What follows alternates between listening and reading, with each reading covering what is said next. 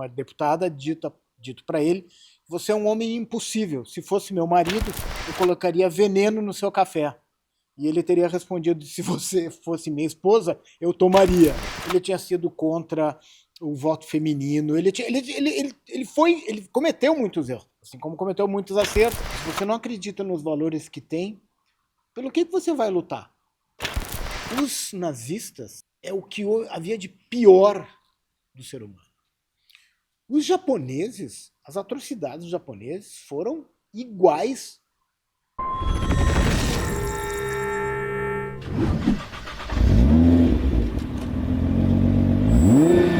Olá a todos, bem-vindos a mais um episódio do nosso podcast 50 Conversas com Dado Estima. Esse é o primeiro sendo gravado em 2026 e eu tenho a honra de receber meu amigo, colega de IEE desde muito tempo, Ricardo Sondermann. Obrigado por me receber e é um prazer estar aqui contigo. Eu tenho assistido o Dado e muito legal o trabalho que está fazendo. E é importante, né? Divulgar ideias, divulgar curiosidade, cultura, é isso aí. É o nosso trabalho. Eu tenho é o nosso tido a papel. sorte, Ricardo, de... E membros do IE desde 1900 e bolinha, né? Exatamente. 89 para eu entrei em 86, mas é assim, ó, também é perto.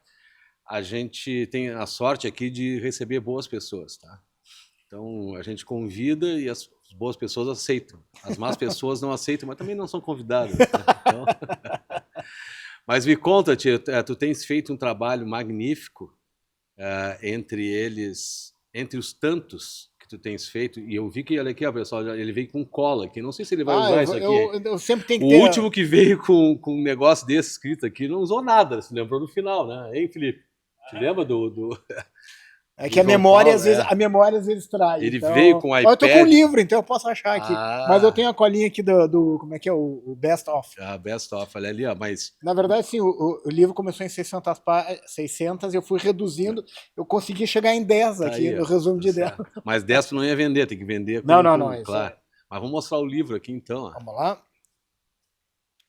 O Homem Certo na Hora Certa. Quem gosta de história, quem acompanhou, estudou a Segunda Guerra Mundial e tantos outros feitos, Winston Churchill é um baita de um cara. Nós tivemos aqui também que o Ricardo Gomes, que seguidamente cita Churchill, mas o cara que manja está aqui. Me fala como é que foi esse teu interesse em Churchill. Vamos lá, vamos por partes. Ricardo, o interesse por Churchill... eu sou filho de um pai que fugiu da Alemanha em 1938 para o Uruguai, fugindo da Segunda Guerra Mundial, saiu da Alemanha. Minha mãe saiu da Áustria, também em final de 1938, depois da anexação da Áustria por Hitler. Também foi para o Uruguai. Bem no começo, né? Bem no... quase 38. No fim da... Não, 38. Sim, antes do começo da guerra. Isso, né? Isso. Chegaram no Mas limite. o nazismo já vinha correndo, né? Exatamente. Tanto que eles não puderam entrar no Brasil, porque o grande Getúlio Vargas fechou a porta para os refugiados judeus. Exatamente. Né? Até porque a gente sabe qual era a preferência do Getúlio Vargas até ganhar uma usina de aço. Né? Bom, não sei. Mas vamos lá. Dizendo, eu não sabia disso. Sim, até fazer a troca de Volta Redonda. Né? Bom, eles se conheceram no Uruguai, se casaram no Uruguai, vieram para o Brasil em 1954. Eu nasci quando meu pai tinha 50, minha mãe tinha 42. Meu pai morreu muito cedo, quando eu tinha 12. Então eu cresci com obviamente, a minha mãe e com todos os amigos do meu pai, aqueles também alemães refugiados de guerra, e algum deles com a tatuagem no corpo de ter sobrevivido a campos de concentração. Então eu cresci onde as conversas na mesa de almoço ou da janta eram sobre a Segunda Guerra, porque aquelas pessoas tinham vindo da guerra. Então, de certa forma, eu sou um filho de refugiados de guerra, eu sou a primeira geração depois desses refugiados. E aí, quando eu tinha mais ou menos 14, 15 anos, um desses amigos do meu pai, o seu Herbert Caro, que era um alemão finíssimo, ele era o tradutor do Thomas Mann para o português. Então, toda essa obra de Thomas Mann, A Montanha Mágica, Os Buddenbrooks, tudo traduzido por ele, pela editora Globo, né? Me deu as memórias da Segunda Guerra Mundial escrito por Churchill. E eu comecei a ler. E a minha vida inteira eu li sobre a guerra, sobre biografias, e de certa forma nós estávamos falando do IEE, né? Por que eu fui encontrar no liberalismo uma filosofia, uma ideia interessante, porque é o valor do indivíduo, né? Quando eu estava fazendo o primeiro livro sobre Churchill, né, A Ciência por Trás do Discurso, eu estive em 2012 no encontro da Churchill Society em Londres. E por vários motivos, até por uma senhora que está aqui no livro, pela Cita Stelzer, ela me leva para uma sala onde eu pude ver poucas pessoas, e aí a gente estava conversando com Martin Gilbert, que era o maior, então, biógrafo do Churchill. E pelas tantas ele olha para mim e diz assim, você tem uma pergunta? Eu digo, olha, sim, eu queria saber se não tivesse sido Lord Halifax, se tivesse sido Lord Halifax e não tivesse sido Churchill, ele me cortou no meio e disse, estaríamos todos falando alemão. Ou seja, é o valor do indivíduo. E esse livro aqui é justamente isso, é destacar o valor do indivíduo Churchill, do homem, para diversas personalidades. Então eu entrevistei 34 pessoas, entre elas o Ricardo Gomes, que é junto comigo, com o Henry Chazan, com o Rafael Bica Machado, com o Bruno Garchag, fundadores da Churchill Society do Brasil, com Alex Catarino também. E então esse livro é uma conversa com 34 pessoas sobre, começando, quando é que você cruzou por Churchill pela primeira vez, como tu acabou de me perguntar. Primeira pergunta aqui. Por que ele é importante para ti? No que ele te influenciou? Por que ele ainda é importante? E aí a conversa, né? Eu brinco, né? A gente sabia onde começava, mas não tinha a menor ideia de onde terminava. E obviamente, cada uma dessas pessoas, algumas eu conhecia mais, outras eu não conhecia, eu fui estudar sobre elas, então aí eu fui lidando com as entrevistas. E foi muito legal, foi fantástico. Eu tive a oportunidade de conversar com o Boris Johnson, com Lord Roberts, que é hoje o maior biógrafo de Churchill. Conversei com Randolph Churchill, que é o bisneto, Lord Solms, que é o neto, né? E no Brasil eu conversei com o Romeu Zema, com o Dr. Ives Gandra, com o Dr. Jorge Gerdau, com o Ricardo Gomes, como eu te comentei, como o Pondé, o Fernando Schiller. Foram conversas absolutamente fantásticas, cada um absorvendo algo de Churchill para si. E aí a gente foi falar sobre liderança, sobre o bem e o mal, sobre como levar uma vida digna, ou seja, as conversas foram para cada um dos lados e foi uma odisseia, né? Teve gente que eu ainda não consegui, mas quem sabe aí daqui a pouco vem o tomo 2 do livro, que já tem uma listinha grande de gente aí. Legal, cara. Tu sabe que quando eu assisti, acho que era uma série, um filme sobre a Rainha Elizabeth, não sei se Sim, foi... o The Crown. The Crown, tá. É um filme ou uma série? Uma série. Eu não tenho conhecimento sobre a vida de Churchill como tu tens, como outros tantos têm, tá? Eu fiquei indignado com a forma como apresentaram Churchill como um velho gagá, chato. Cara, a gente sabe, qualquer livro de história que tu for te aprofundar, que não é história, não sei se ensina história no Brasil ainda, mas qualquer livro que tu vai te aprofundar um pouquinho mais, a importância dele. Quer dizer, para a vitória dos aliados, né? E como é que trataram tão mal? Por que fizeram isso? É uma visão da onde isso, hein? Bom, como toda produção moderna, ela tem uma veia globalista, esquerdista, de revisionista. O fato é que realmente Churchill naquela época já estava muito envelhecido. Ele já tinha quase 80. Ele foi primeiro-ministro a primeira vez com 65 anos.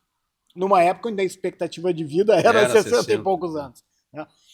Ficou até os 70, depois voltou com 75 e foi até os 80. Lord Solms, que é o neto dele, que eu entrevistei aqui no livro, que é uma pessoa interessantíssima, ele foi MP do parlamento, e ele foi membro do gabinete do John Major, foi ministro da Defesa, e ele disse que um dos erros, talvez, do seu avô foi ter feito o segundo mandato, que ele estava muito velho, e realmente... Qual foi o período que ele fez o segundo mandato?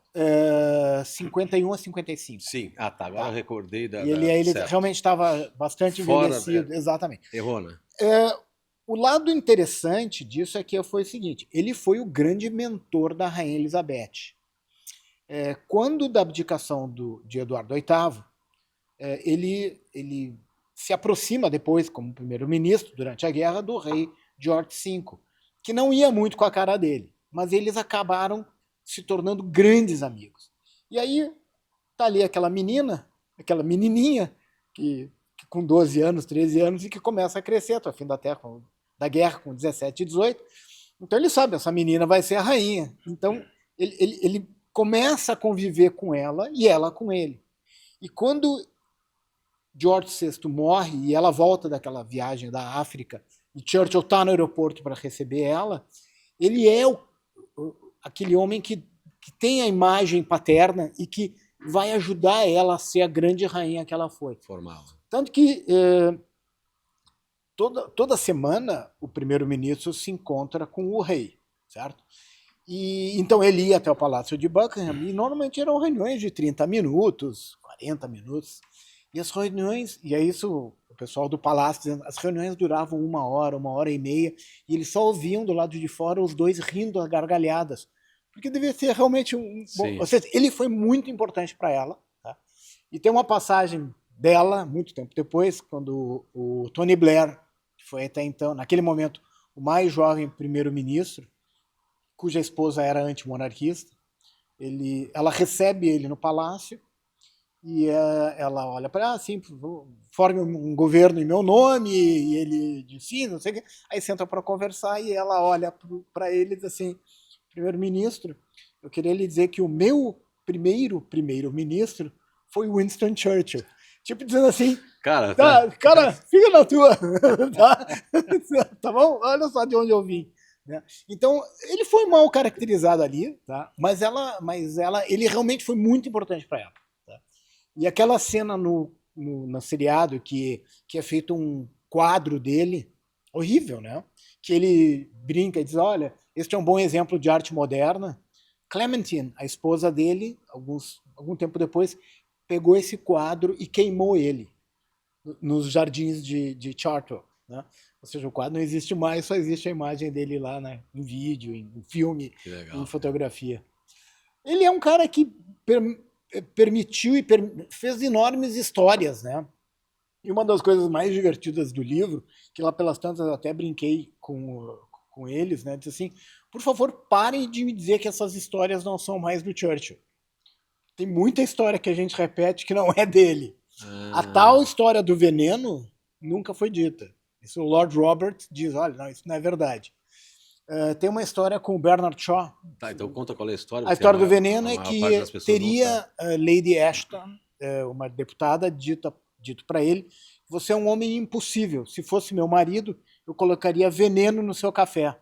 E ele teria respondido, se você fosse minha esposa, eu tomaria. Então isso nunca aconteceu. A história é ótima, mas nunca aconteceu. Uma outra história, Bernard Shaw, o escritor, o dramaturgo, está lançando a peça Pigmalião e manda um telegrama para o Churchill e diz, olha, abertura, peça Pigmalião, amanhã à noite, 2 ingressos, traga um amigo, se tiver.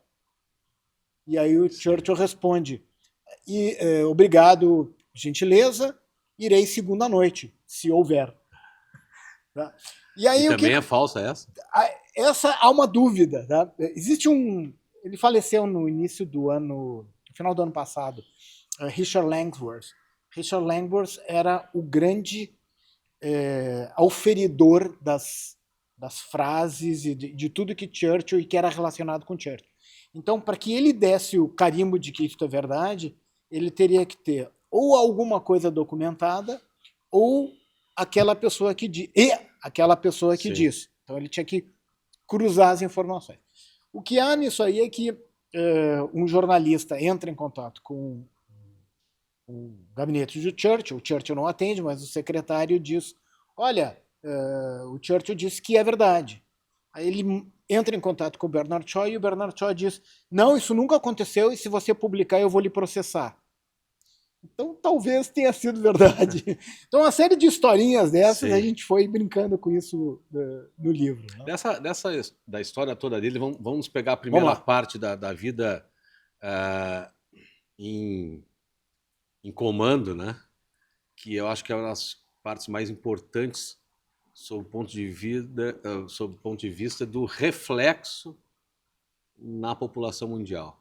Sim. Tá? Que seria a Segunda Guerra Mundial. Me fala um pouco dele, porque ele não era ele no começo, era? Não, era Chamberlain. Quando começa a guerra, Churchill teve vários momentos na sua vida, e entre 1929 e 1939 é o que se chama os anos de ostracismo, the Wilderness Years. Tá? Ele cometeu muitos erros no passado. Na Primeira Guerra Mundial, Galípoli, ele foi contra a abdicação do rei Eduardo VIII, ele tinha sido contra o voto feminino, ele cometeu muitos erros, assim como cometeu muitos acertos. Eu costumo dizer que ele errou no varejo e acertou no atacado. Mas, e como todo grande homem, se você pegar Steve Jobs, para cada um produto que ele acertou, ele errou 2 ou 3.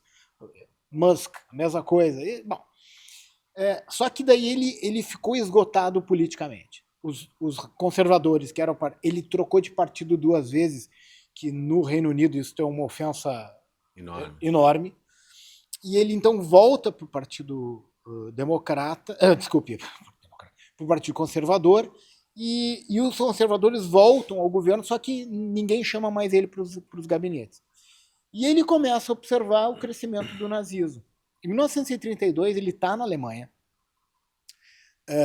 e havia uma possibilidade de ele encontrar Hitler. E Hitler tinha curiosidade em conhecê-lo, e aí ele tem um jantar com um dos assessores de Hitler, que era o Putzi, e durante o jantar, Churchill começa a perguntar por que o antissemitismo, por que Hitler é tão contra os judeus, por que ele é contra tanta coisa, por que ele age dessa forma. Ao que Putz deu conta que esses 2 homens jamais se encontrariam. Mas estavam na mesma cidade, próximos, e não se encontraram porque o destino não quis. Mas, então ele cometeu muitos erros e ele ficou isolado. Mas ele começou a ver o crescimento e a militarização da Alemanha. E ele tinha fontes dentro do Departamento de Defesa, dentro das áreas do governo, que vazavam informação para ele, e ele ia no parlamento e ele diz, olha aqui, a produção de aviões é tanto, o número de soldados aumentou, e ele começou a dizer, olha, isso aqui vai ter guerra. Ou seja, ele era o chato que ficou, e todo mundo tentando deixar ele de lado. Vou fazer um parênteses aqui, né? Um parênteses. Sim, o mundo queria apaziguar o nazismo. Por quê? Tem uma certa lógica. Né? Hoje, Chamberlain é o malvadão, mas a gente precisa entender o contexto. História precisa ser entendida dentro do contexto. Houve a Primeira Guerra Mundial, de 14 a 18, com cerca de 40 milhões de mortos. 20 milhões de mortos, desculpe. Depois, entre 17 e 20, a gripe espanhola. Não se sabe exatamente o número, mas em todo o mundo pode ter chegado a 40 milhões de mortos.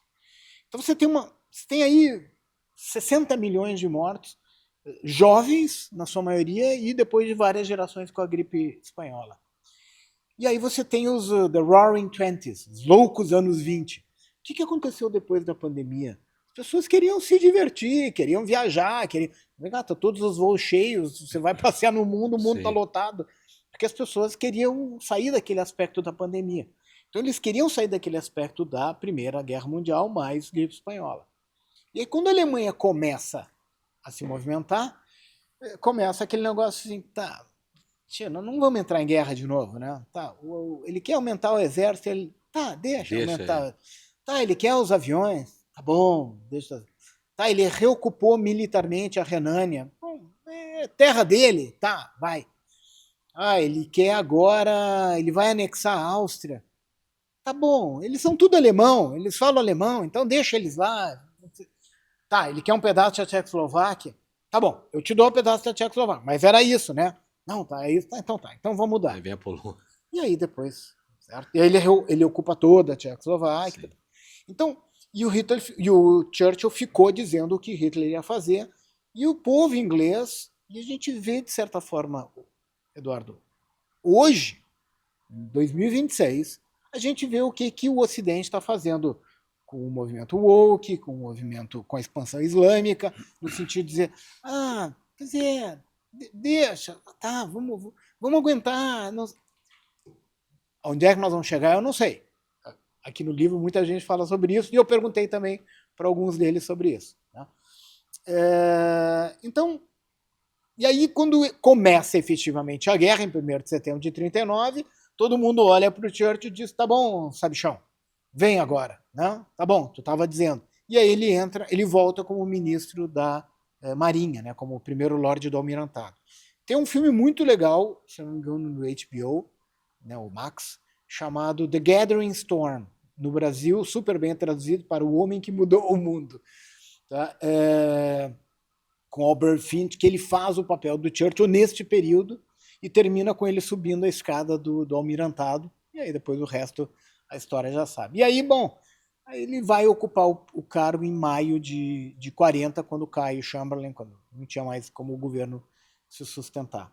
Mas essa visão do que estava acontecendo, e ele era muito criticado por essa visão do futuro. Dado em 1946, e esse ano, em março de 46, será os 80 anos do discurso da Cortina de Ferro. Quando ele faz o discurso da Cortina de Ferro, e ele diz, uma Cortina de Ferro está construída, foi baixada entre Stettin no Báltico e Trieste no Adriático, e ele fala da ameaça do comunismo. No outro dia, o New York Times faz um editorial xingando, criticando o Churchill, dizendo como que ele vem no nosso país e fala sobre as nossas boas relações com a União Soviética. Porque até então, depois da guerra, estava tudo relativamente tranquilo, calmo. Né? Como é que ele vem aqui e nos coloca nessa situação? Ato contínuo, algum tempinho depois, se provou que ele estava vendo. Totalmente razão. Então, eu acho que uma das grandes características do Churchill era a visão de longo prazo e o perfeito entendimento do jogo de xadrez de longo prazo. Né? E eu acho que nós estamos num xadrez de longo prazo em 2026. E isso é uma coisa que muitos dos entrevistados aqui comentam. Tá? O André Azevedo Alves, da Universidade Católica de Lisboa, ele fala sobre o movimento woke, né? Que é um movimento que não é de agora, né? Ele vem sendo construído e ele destrói o que a gente acredita como os valores do Ocidente e não propõe nada em troca. E aí não entra a desconstrução cultural da Escola de Frankfurt. Sim, tudo isso. O próprio Gramsci também. É. E aí o André faz a pergunta, né? Se você não defende, se você não acredita nos valores que tem, pelo que você vai lutar? Por nada, né? É engraçado. Agora eu vou perguntar para o Ricardo, e não sobre a história do Churchill, mas como é que a facilidade, porque afinal de contas hoje nós não temos mais, vou pegar o exemplo brasileiro de 20 anos atrás, 30 anos atrás, aquela catequese de domingo à noite, que tu recebia as informações e aquilo valia para a semana, e eram renovadas durante um jornal, durante às 8 horas da noite, todos os dias. Hoje tu tem acesso a muitas informações fakes, tendências de tudo que é lado, mas como é que as pessoas não se dão conta disso? Excelente pergunta, Dado. Eu acho que existe em ciclos. Tudo é ciclo, né? Quando é liberto, né? Tudo é ciclo, né? Já dizia os economistas austríacos, né? Tudo é ciclo. Mas eu acho que em termos... Você tem crise a cada 10 anos, você tem grandes crises a cada 20 anos e enormes crises a cada 50 anos. E você tem ciclos das pessoas, e nós estamos num ciclo de baixa capacidade cognitiva, no geral. O processo de educação no mundo inteiro é raso. Os americanos não têm menor... O estudante de uma universidade... Hoje eu estava vendo um vídeo de uma estudante de Stanford, né, que foi nos protestos pró-Palestina, que aí, quando ela viu o documentário sobre o Festival de Música Nova, né? Sim. O massacre que foi, e ela se deu conta, e ela disse, mas eu não sabia disso. Como é que ela não sabia ela tá disso? Em Stanford, ela é uma universidade, ela é uma universitária de Stanford. Ou seja, a capacidade cognitiva e a curiosidade das pessoas diminuiu. Hoje em dia, eu tenho certeza que quem está nos escutando aqui, você, eu, quando a gente vê algo na internet, a gente busca alguma coisa para cruzar para saber se aquilo é verdade, porque Claro. porque aí a inteligência artificial também produz coisas verossímeis, porém falsas. Então a gente precisa cruzar, mas para isso tu precisa ter capacidade cognitiva. Eu acho que no processo de civilização que a gente teve até agora, nesses últimos 20, 30 anos, essa nossa capacidade de entender o que está acontecendo em volta piorou. Aquela frase, né? Homens fortes criam tempos fáceis criam homens fracos criam tempos difíceis criam homens fortes. Nós estamos em tempos difíceis, criados por homens fracos. O David Freeman, que é o editor da revista da Church of Society, a Finest Hour, ele tem uma frase do livro que ele diz o seguinte: came the hour, came the man. Quando chegou a hora, apareceu o homem. Certo? E o título do livro é O Homem Certo na Hora Certa. Ou seja, a hora faz o homem. E é nos momentos de crise que separam os meninos dos homens, ou as meninas das mulheres. Né?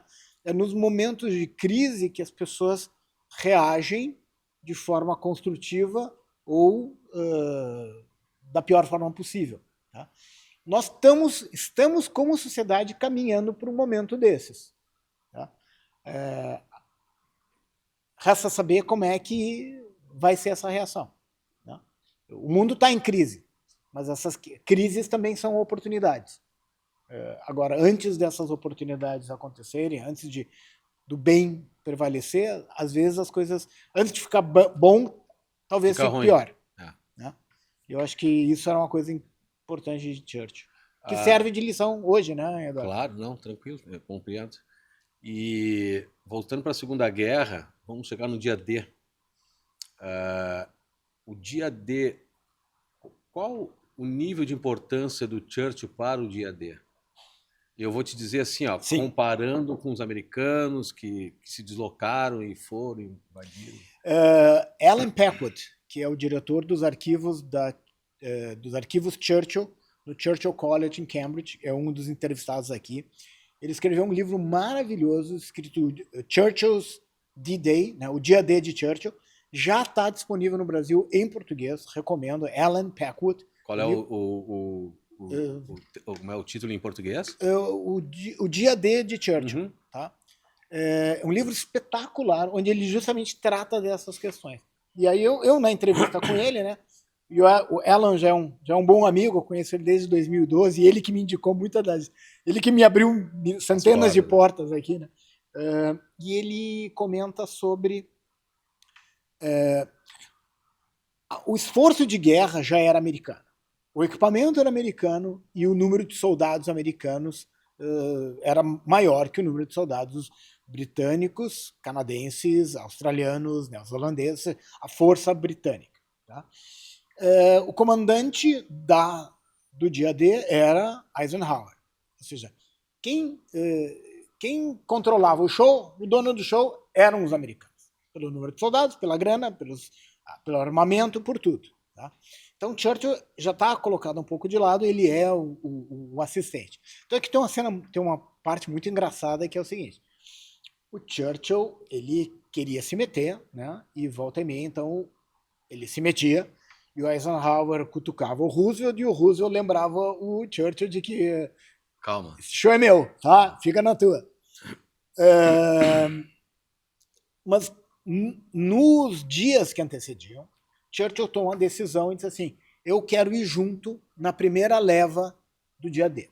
Tanto que quem já foi a Londres, no Tamisa está estacionado o HMS Belfast, né, um navio, um torpedeiro, que está ali estacionado no Tamisa, a visitação.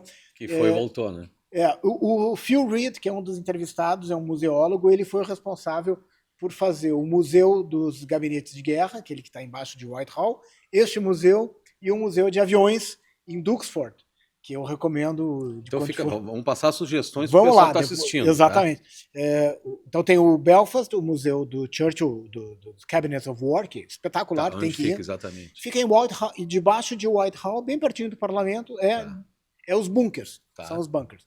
E depois, perto de Cambridge, tem o museu, que era uma base aérea americana, de Duxford. Maravilhoso, tem um B-52 lá dentro. É enorme. É enorme. É uma coisa absolutamente fantástica. E o Phil Reed foi um desses. Saí da pergunta. Churchill diz, eu quero ir na primeira leva. E aí todo mundo se olha e diz assim, cara, nós temos mais o que nos cuidar do que... Nós ainda vamos ter que nos cuidar de este navio em particular, porque imagina se descobrem que o Churchill está aqui. Sim. Tá? E aí todo mundo tentando demover ele, e na visão de Churchill é o seguinte, eu estou mandando 200 mil soldados, eram 150 mil soldados e 27 mil paraquedistas, mais todo mundo que estava dentro dos navios, etc. Estou mandando 200 mil soldados lá, à morte, eu tenho que estar junto, porque eu sou responsável pela possível morte dessa turma toda. E aí o Eisenhower enlouquece e não sabe o que fazer e chama o rei e diz, Sua Majestade, não dá, eu tenho mais o que fazer no dia D do que ainda ter que cuidar do Churchill. Então o rei escreve uma carta, o Alan Packard tem um outro livro chamado Letters for Age, cartas para... que é a troca de cartas. E aí, na verdade, o rei dá a subentender que ele queria ir junto com os navios na primeira leva. E o Churchill disse, não, Sua Majestade, não pode, você é o rei. E aí o rei teria dito, olha, se eu morrer, eu tenho substituto. Se você morrer, nós não temos substituto. O Churchill não se convence até que pelas tantas o rei escreve uma carta e diz assim, você não vai.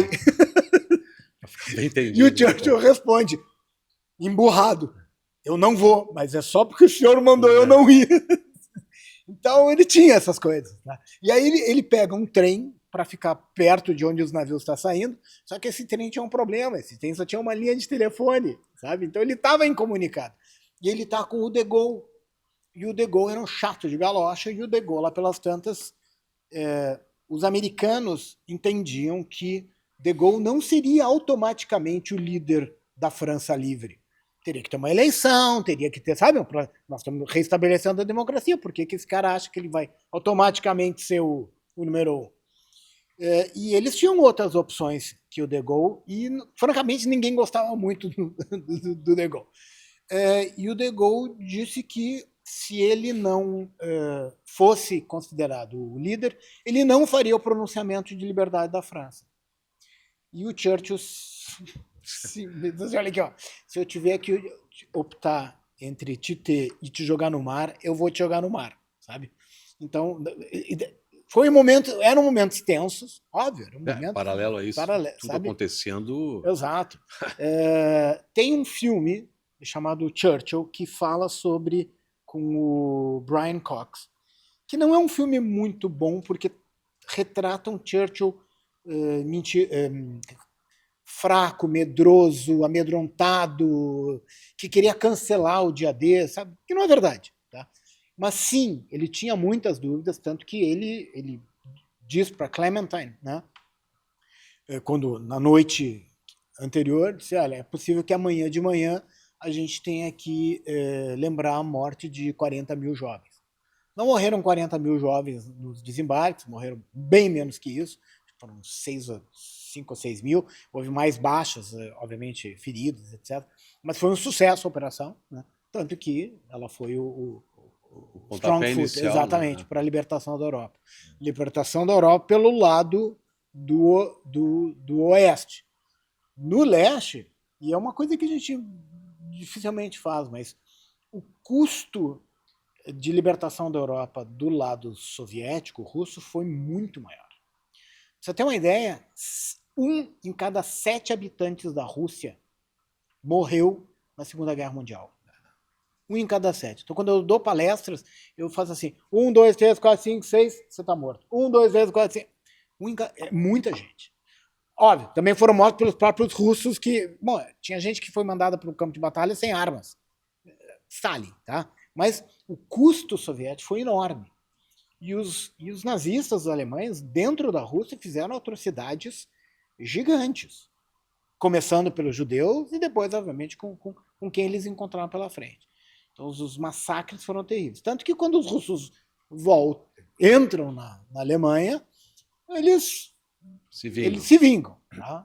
Então, o volume de estupros que houve, não houve em nenhuma guerra antes nem depois. Certo? Mas é uma guerra. E na guerra, isso infelizmente... É duro, né? É duro. As guerras são duras. E aí vamos pular aqui para Berlim. Tá? Invadiram, ganhamos, né? Ganhamos e vamos dividir, tá? Essa divisão já estava acertada antes do... Sim, ela estava bastante acertada. Em que época foi acertada? Isso foi em Teherã e depois em Potsdam. E por que dividiram entre... As 4 potências? Mas não foi sobre as 4, né? Não, foi a Rússia, União Soviética, Reino Unido, França e Estados Unidos. Tá, mas só um pouquinho. A França o que ganhou? Ganhou sua liberdade e um pedaço da Europa. O Reino Unido o que ganhou? Vamos lá. Eu estou fazendo essa pergunta, é uma curiosidade minha. Tá? Sim. Porque eu entendo, sempre lembrando, tá? Que o meu conhecimento é muito pouco. Mas eu entendo que essas 3 nações meio que se ganharam juntas. E a Rússia, através da União das Repúblicas Socialistas Soviéticas, era uma coisa só. Os outros que ganharam com ela, Tchecoslováquia, me diz aí um monte, tá? Romênia, sei lá, tudo que ficou dentro para lá da cortina de ferro, não são vencedores. Eles se entregaram, acabaram achando que eram vencedores, até porque eu acho que tem muita gente que achava, vencemos, e não vencemos. Vamos lá. Piores momentos virão, né? Na época. Hungria, Romênia, exato. Bulgária lutaram do lado dos nazistas. Tu vê. Tá? Quando foram liberadas dos nazistas e ocupadas pelos soviéticos, também tinha um negocinho, mais olha punição, aqui, ó. Mais punição. Tá, mas os demais? Eu acho o seguinte, aqui tem tu traz um ponto interessante que eu não tinha pensado. O desenho que tu fez, a gente tem, de certa forma, o individualismo do Ocidente versus o coletivismo dos socialistas. Certo? Então, do lado soviético só tem um vencedor, do lado dos aliados tem vários. Também tem um negócio importante aqui que é o seguinte: o Roosevelt tinha uma agenda secundária. Qual era? O fim dos impérios britânicos e das colônias francesas. Conseguiu, né? Conseguiu. Ou seja... Era a minha próxima pergunta. Agora. Porque no meio do caminho, o Roosevelt era contra o colonialismo. E a Segunda Guerra Mundial ela aconteceu muito em função... E ele era contra o colonialismo por ter sido colônia? Não sei te dizer, mas eu acho que sim, mais pelo fato de America First. Sim. Tá? America First não é um conceito novo, tá? Sim. O que está acontecendo hoje na Venezuela é a doutrina Monroe, que é anterior até de Roosevelt, que é 1900, né? Fim do século XIX. Então, eu acredito... Ou seja, um dos motivos da Segunda Guerra Mundial é que não existe espaço para mais de 2 ideologias. E ali você tinha o capitalismo, o comunismo e o nazifascismo. 3, certo? Do ponto de vista americano, não haveria espaço para mais do que 2 potências. Ou seja, vocês estão comigo. E foi os Estados Unidos que, em última análise, depois de 41, começa com o seu poderio econômico e militar a ser a dona do mundo, desta parte do mundo. A Inglaterra se rende, né? É, porque ela era a grande líder, né? O Reino Unido. O Churchill tinha uma frase assim: eu não lutei uma guerra para perder o império. Mas ele perde o império, ele sabe. As dívidas da Segunda Guerra Mundial terminaram de ser pagas pelo Reino Unido no início dos anos 80. Tá brincando. Com os americanos. Eles ficaram endividados com os Estados Unidos. Claro, por um bom período. Certo? Então eles se transformam. Então, há o Pacto do Atlântico, quando Roosevelt encontra Churchill, e eles criam então a Aliança Atlântica, e ali eles decidem que a derrota do nazifascismo deveria ser uma derrota, e dos japoneses, deveria ser uma derrota incondicional. Por quê? Porque na Primeira Guerra Mundial foi uma derrota condicional. Perfeito. Então, a segunda acontece por não ter acabado a primeira. Vamos fazer um paralelo, Dado. Os nazistas é o que havia de pior do ser humano. Os japoneses, as atrocidades dos japoneses foram iguais em escala, terríveis. Tá? Hoje, Alemanha e Japão são grandes aliados, são sociedades absolutamente modernas.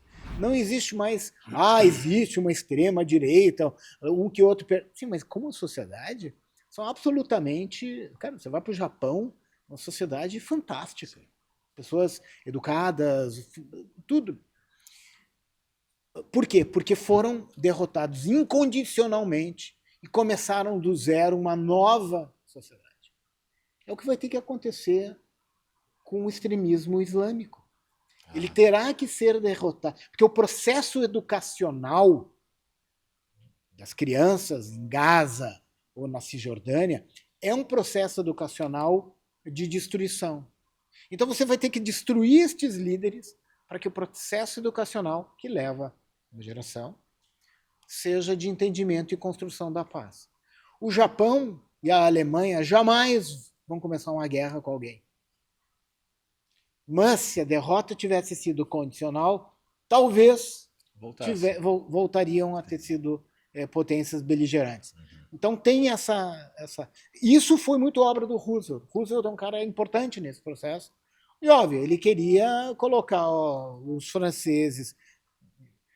As tropas francesas entram na França, o dia D é o dia zero. Sim. Eles vão desembarcar lá no D15, D20.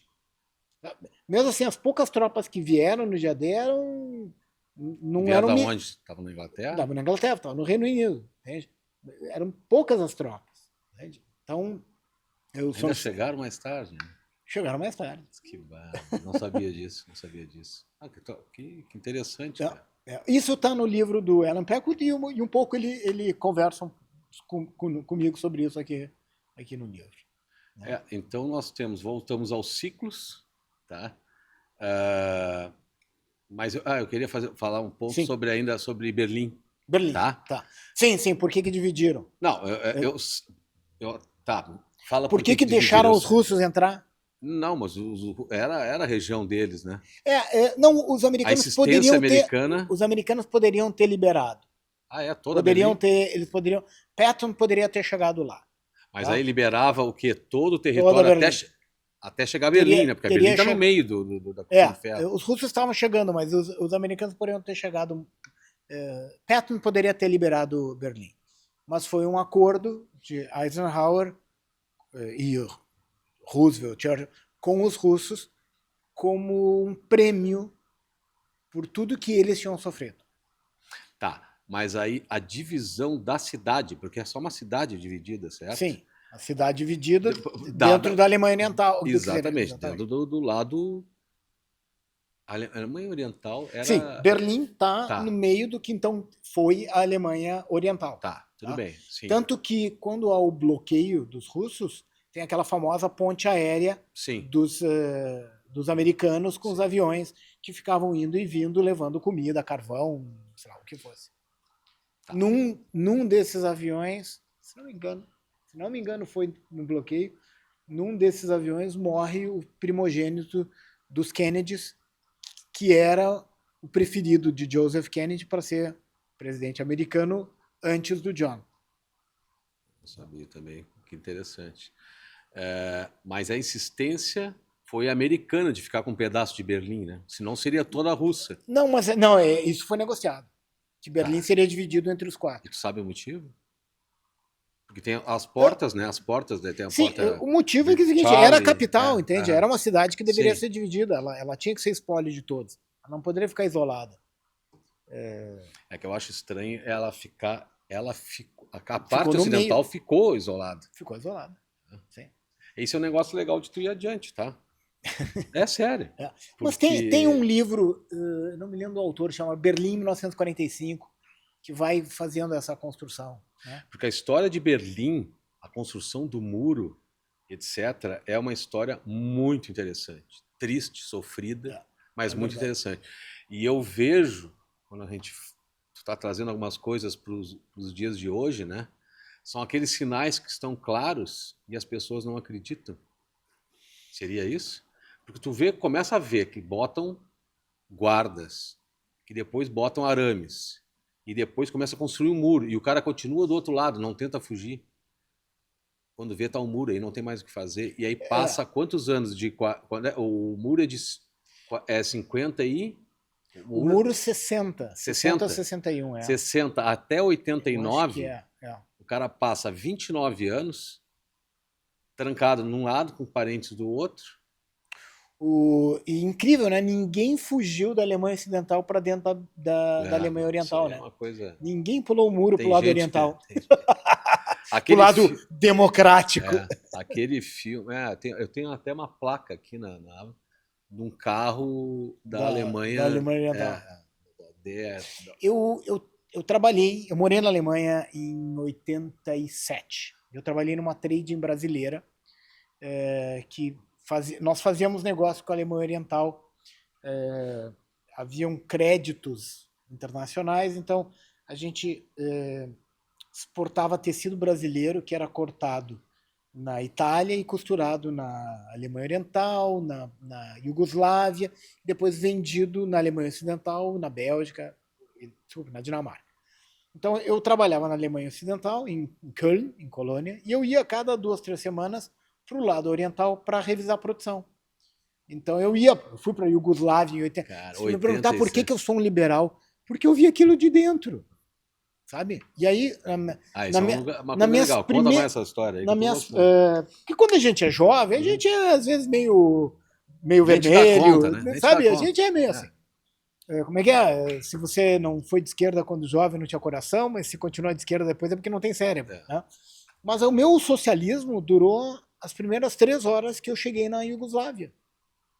Eu olhei e disse assim, os caras querem isso? Não. E na Alemanha Oriental, então, nós tínhamos um agente que tinha um primo na Alemanha Oriental, que era do partido, que era uma coisa. E aí um dia nós estamos lá, em Leipzig, e o cara nos busca num Trabant, né? Que era um carro de madeira, motor 2 tempos, uma porcaria. Em 87. 87, tá? 87. Aí... Só para lembrar, traçar paralelos aqui, tá? 87... Nós estávamos aqui no Brasil no primeiro ano da proibição de importações. Ou seja, nós até 86 tu podia importar qualquer coisa. Pagava os tributos e importava. Em 87 era o primeiro ano. Enquanto lá está 2 anos de virar o jogo, aqui nós estamos no primeiro ano do cercadinho. Tá? Não pode importar. Agora, só para traçar onde é que nós estávamos, tão longe, né? Um país na Alemanha, eu ia com o técnico, né? Eu ia acompanhando numa Mercedes, uma 500 Cell SL, 87. 200 por hora, tá entendendo? Na Alemanha Oriental. Não, na Alemanha Ocidental. Tá. E aí a gente cruzava a Itália, não, quando a gente ia para a Iugoslávia para revisar a produção. E aí quando chegava... E os mapas, né? Que eram mapas... Tinha os risquinhos, né, das estradas. E tinha aquele risco gordo, né, que era uma autobahn. cruzava a Itália. Quando chegava no Iugoslávia, seguia o mesmo risco gordo. Só que não era um risco gordo, era uma estrada nojenta.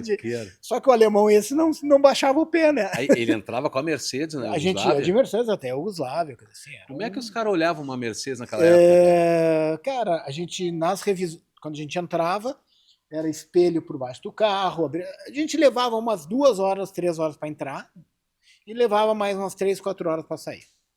Mas aí eu tô com esse agente em Leipzig, no Trabant dele, e ele tá indo com a gente falando das delícias e das maravilhas da Alemanha Oriental, de como é ach so schön, e como é ótimo, e que não sei o quê, e nós temos isso, nós temos aquilo, e aí ele tá parecendo, com licença, eu já volto, para o carro e sai. Frio dado, um frio, e o cara vai e entra numa fila. E nós parados ali, 5 minutos, 10 minutos, meia hora depois o cara volta com um pacotinho.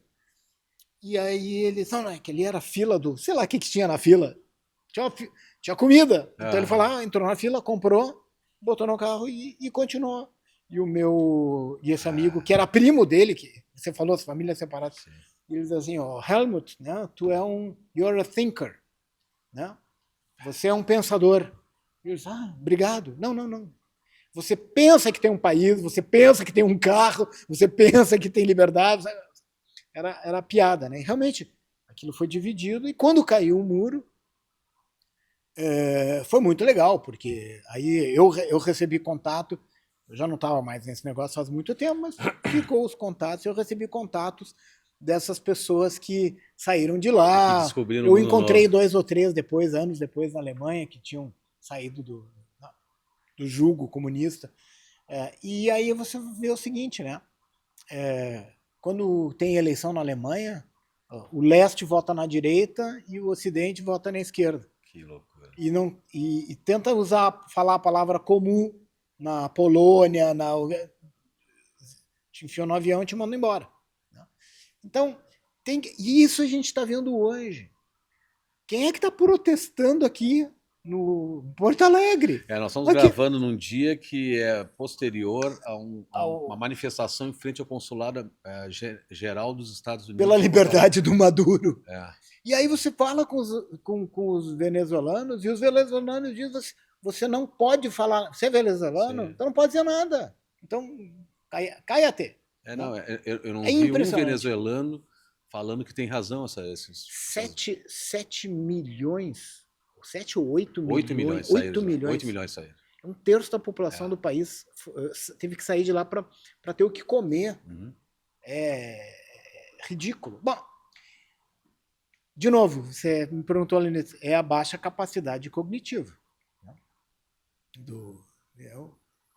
Está reduzida.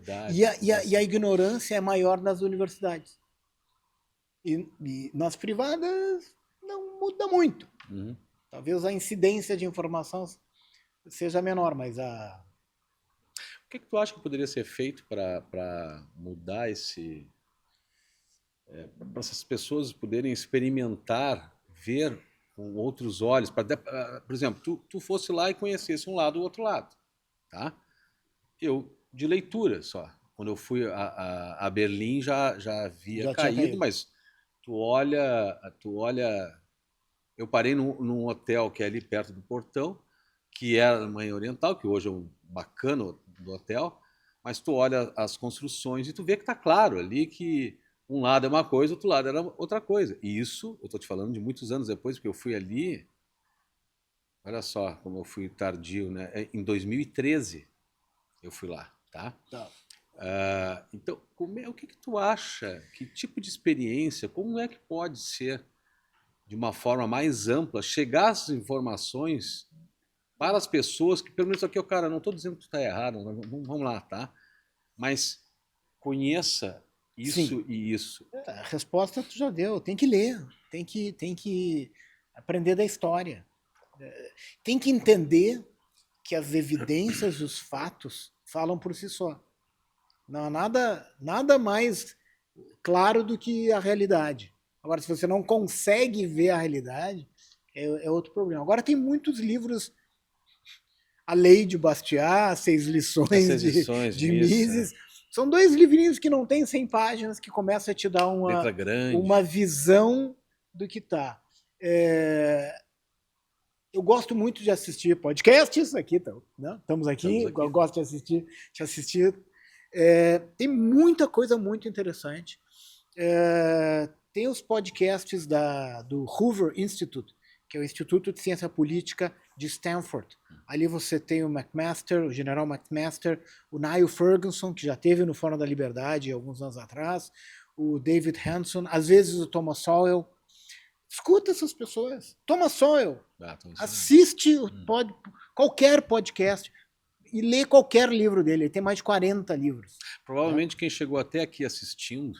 Thomas Sowell, que teve em Porto Alegre. Sim.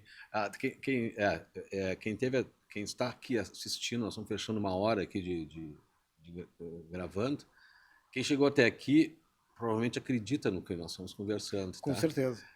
Eu lamento que quem não acredita olhou o início e parou. Como eu recebi críticas sobre o primeiro podcast que nós gravamos, episódio, com o Fernando Conrado. Tá?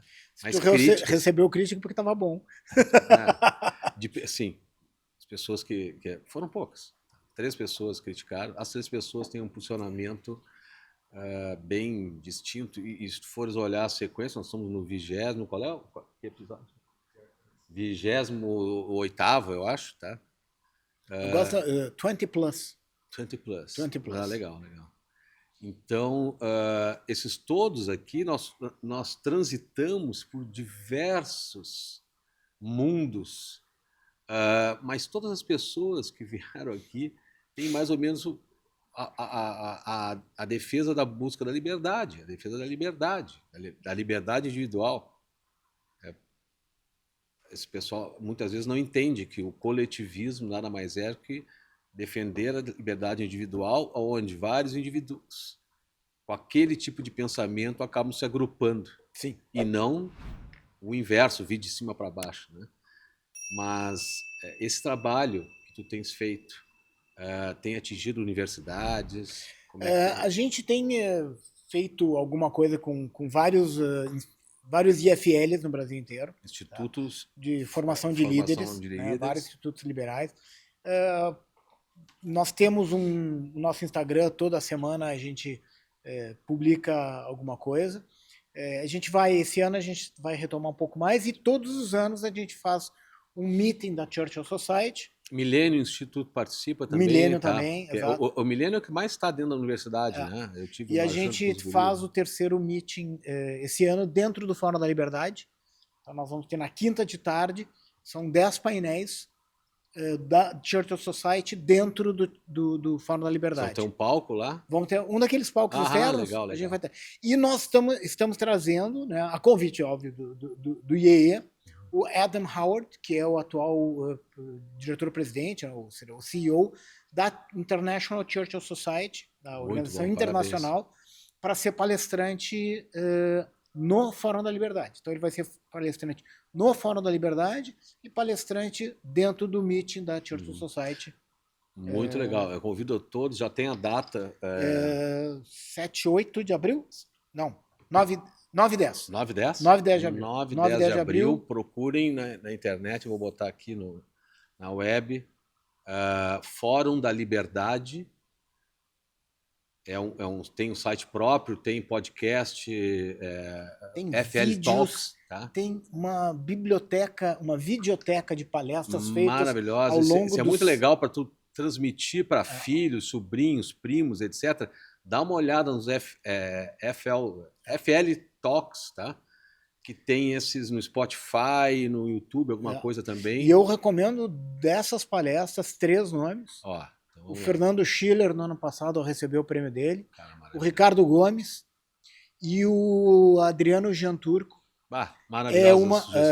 Me desculpe o meu Schiller que eu entrevistei, Ricardo Gomes, meu amigo que eu entrevistei, mas o Adriano Gianturco faz uma explicação da lei.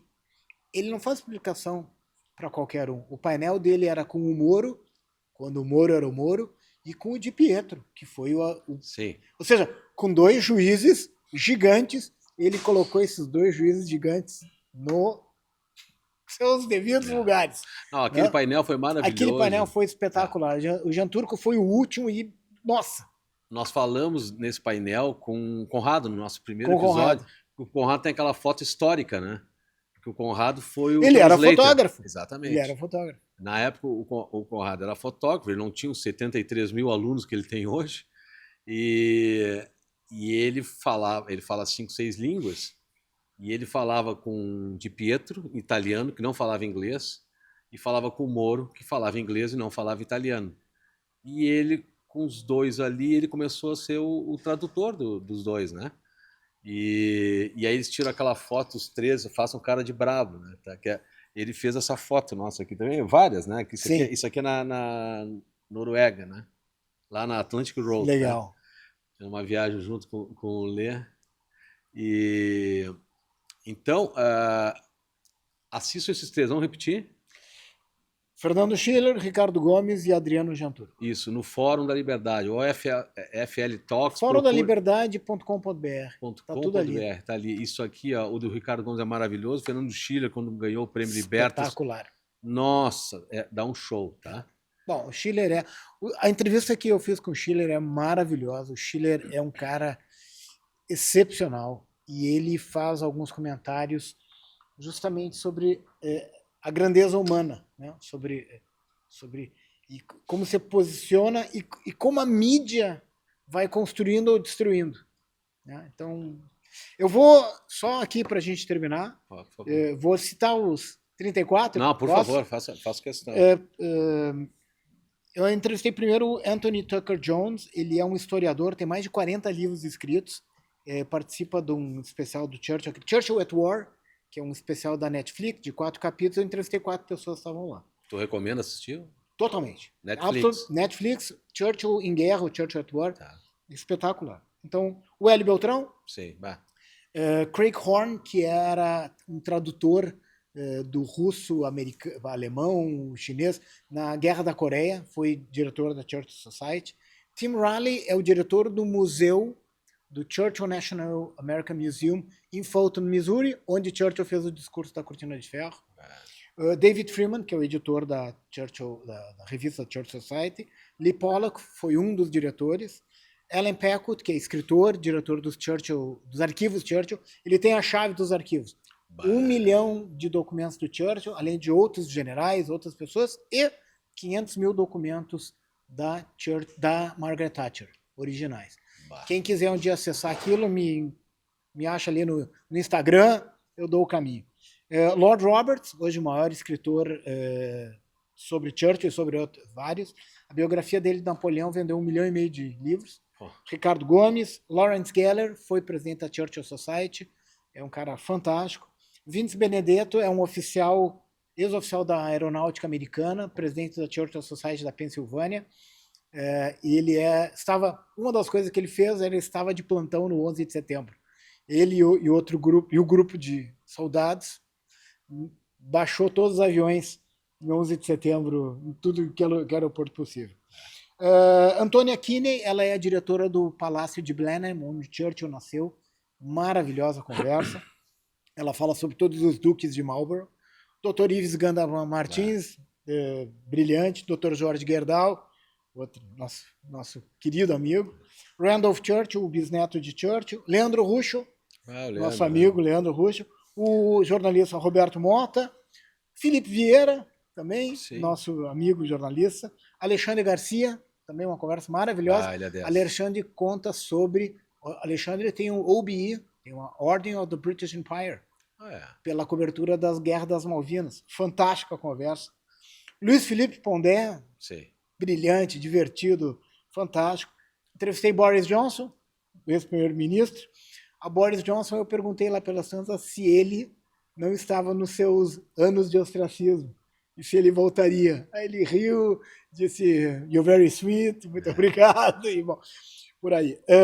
Phil Reed, que eu te comentei, esse museólogo. Fernando Leiderman, psiquiatra aqui de Porto Alegre, que faz uma análise psiquiátrica do Churchill. Muito interessante. Obviamente com a ressalva de que ele diz, olha, nenhum psiquiatra pode analisar um paciente que não esteja na sua frente. Sim. Mas ele uma conversa muito legal. O empresário Daniel Pfeffer, irmão do Davi Pfeffer. O Bruno Garchagen, também nosso amigo, várias vezes aqui em Porto Alegre. O governador Romeu Zema. Larry Arnn, que é o presidente do Hillsdale College, hoje um dos maiores colégios conservadores de direito dos Estados Unidos. Fantástica pessoa. Padre Robert Sirico, que é o fundador da Acton Institute. Fernando Schiller. O James Miller, que hoje um dos maiores editores de livros antigos de Churchill. A Sita Stelzer é uma escritora americana maravilhosa, tem vários livros sobre Churchill. Marcel Van Hatten, Lord Solms, que é o neto de Churchill, e o André Azevedo Alves, que é esse pensador, professor português. 34 conversas e histórias, e eu espero que o pessoal goste. Já está disponível na LVM online, na Amazon e imagino nas editoras. Nas editoras aqui. E eu te agradecendo, Ricardo, eu te peço para fazer as considerações finais e a quem tu dedica esse nosso episódio. Tá bom. Considerações finais. Leiam. Churchill tinha uma frase: estude história, estude história. Na história estão todas as bases do entendimento humano. E quando você estuda história, estude o contexto. Você não pode. Você tem que viajar no tempo. Tá? Tem que tomar uma cápsula. Tem que entrar no túnel do tempo e tentar entender com o contexto o que estava acontecendo. Por isso a história é importantíssima e ela se repete sob outras formas, mas o que ela traz se repete. Então, estude história. Tá? E a quem eu dedicaria? Eu vou dedicar a Karen, minha esposa. Que legal. Porque esse livro surgiu de uma ideia dela. Tá. Tipo o podcast que a Valéria que deu a ideia. Sugere todos os nomes. Né? Eu tinha trancado. Eu escrevi o primeiro livro e a Suzana, minha irmã, você conheceu, sim, ela era a minha revisora. A Suzana, que faleceu em 2018, ela tinha um texto muito elegante. Tudo que eu escrevi na vida, ela ia me mandar. E aí, quando ela faleceu, eu tranquei. Foi difícil. Foi difícil para mim escrever. E eu estava trancado. Eu tinha material coletado para... Eu tenho material coletado para mais 2 livros, que eu passei uma semana no Churchill College coletando material. E aí, um dia, minha esposa, que é arquiteta e artista plástica, ela me mostra um livro chamado Tell Me Something Good. Me conte algo bom. Que era um livro com entrevistas com artistas. Era um artista entrevistando artistas. Sobre centenas de temas diferentes. Desde arte até o preço dos imóveis em Nova York. E ela olhou para mim e disse assim: tu conhece tanta gente da Churchill Society, tanta gente aqui em Porto Alegre, tantos políticos, tanta coisa. Entrevista eles, vai conversar com eles sobre o Churchill. E bom. Começou a te soltar. Foi, então, Karen, eu dedico a Karen. E aqui legal. No livro, quando eu começo o livro aqui, eu digo aqui, em homenagem a Karen e Suzy em memória. Tá? Então, a estas mulheres que nos governam e que nos aguentam. Isso aí. Legal. Então tá. E eu dedico a Valéria por ter a capacidade de criar um podcast. Eu sou só uma ferramenta aqui de ouvir pessoas tão brilhantes e tão bacanas como tu. Olha, eu que te agradeço por me convidar. O agradecimento é meu. Eu também te cutuquei. Vamos conversar, vamos conversar. Mas assim, e esse livro aqui, esse aqui é teu. Este é o teu. Cara. Este é o teu. Este é o teu. Muito obrigado. Cara, brigadão. Ora. Tá? Uma honra. Valeu. Vamos lá.